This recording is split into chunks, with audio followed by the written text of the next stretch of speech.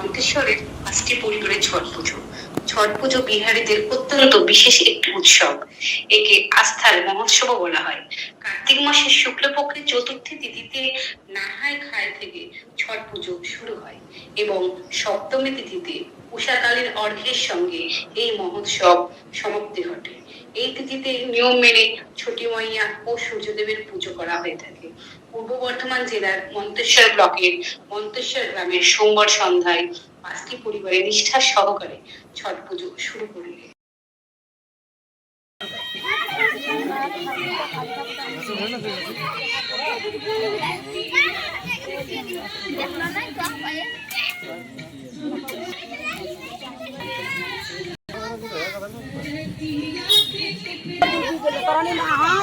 দরাদরি না হিলে কিছু বাদ দেখি না হিলে ইয়া তাহলে আমরা খাবার বাঁচতে পারি ভালো হতো দেখা নাই নাকি কি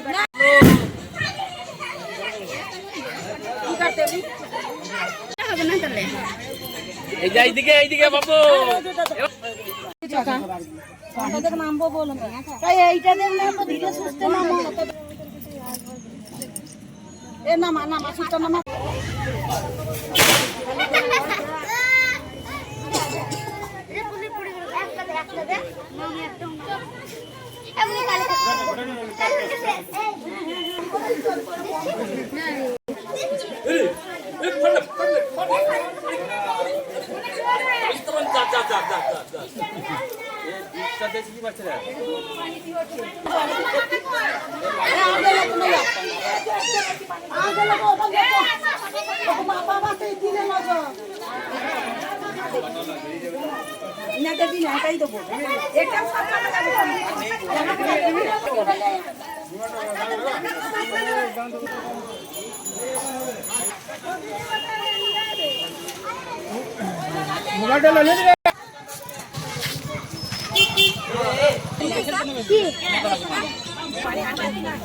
ये तो हाथ जोड़ा करो दिले ही होते दिले ही होते बियाने देते ले जो दे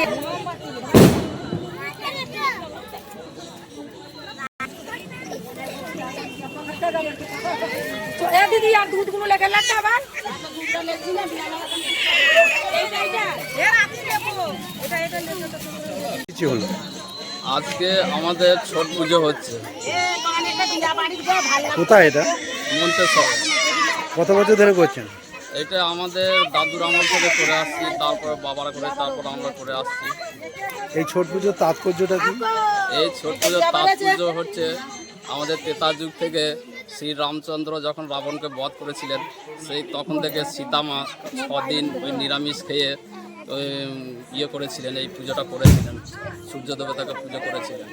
সেই থেকে আমরা করে আসছি। কিভাবে এই কর্মসূচিটা করলেন? আমাদের কালী পুজোর পর থেকে 3 দিন পর থেকে আমাদের ওই তারপর থেকে নিরামিষ পালন করতে হয় 6 দিন। যে তারপরের দিন লাউ ভাত খেতে হয়, তারপরের দিন গুড় ভাত খেতে হয়, তারপরে কালকে উপোস গিয়েছে আর এই আজকে উপোস থাকবে। সূর্য ডোবার আগে আপনাদের কর্মসূচি নাকি? আবার কাল সকালে কিছু? সূর্য ডোবার আগে বৈকালে ঘাটে আসতে হয় আর কালকে সূর্য ওঠার আগে আসতে হয়। কি নাম আপনার? কজকে নিয়ে করলেন? 5-6 ঘর। কোথায় করলেন? মন্তেশ্বর। কোন ঘাটে করলেন? মন্তেশ্বর আগুনপুকুর ঘাটে।